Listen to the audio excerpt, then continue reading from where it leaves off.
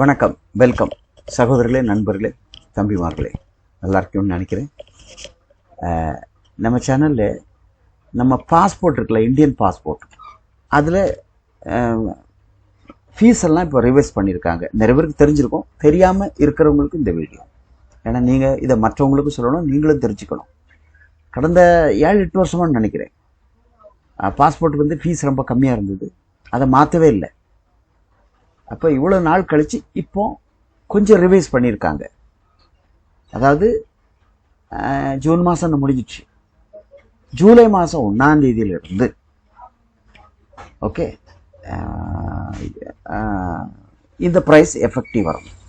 இப்போ நீங்கள் உடனே பண்ண முடியாத டைம் இல்லை. ஏன்னா இது முன்கூட்டியே தெரிஞ்சு அவங்க நிறைய பேர் புக் பண்ணி பழைய ரேட்டில் நிறைய பேர் அப்பாயின்மெண்ட் போட்டிருப்பாங்க. ஆனால் இனி உள்ளவங்க வந்து புது ரேட்டில் தான் பண்ணணும். அது என்னன்னு தான் கொஞ்சம் விளக்கி சொல்லியிருக்கேன். இது வந்து தெரியாமல் இருப்பாங்க இல்லையா? பாஸ்போர்ட்டுக்கு 1500 ரூபா தானே, 2500 ரூபா தானே, 4000 ரூபா தானே, இது அப்படியே டபுள். அதைத்தான் உங்களுக்கு சொல்லியிருக்கேன்.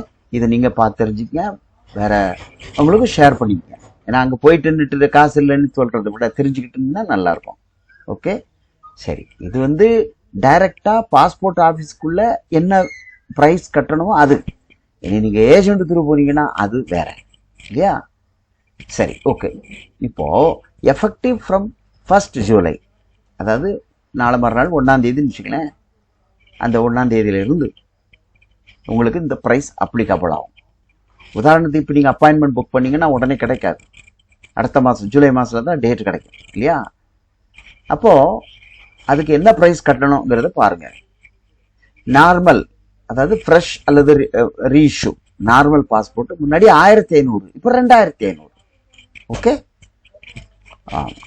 ரெண்டாவது அதே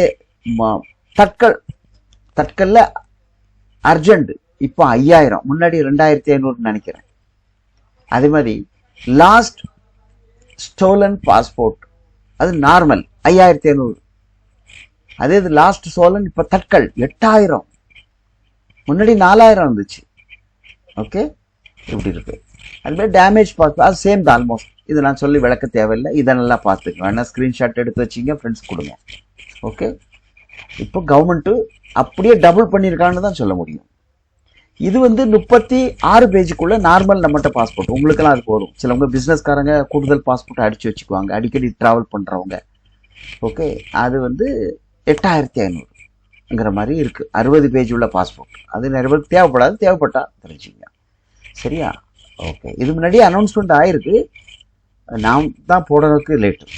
ஓகே, தெரிஞ்சவங்களுக்கு இது ஓகே, தெரியாதவங்களுக்கு இது தெரிஞ்சுங்க, ஃப்ரெண்ட்ஸ்க்கு ஷேர் பண்ணுங்கள். வேறு இதில் ஒன்றும் இல்லை, கமர்ஷியல் மோட்டிவ் இல்லை. It is for your information.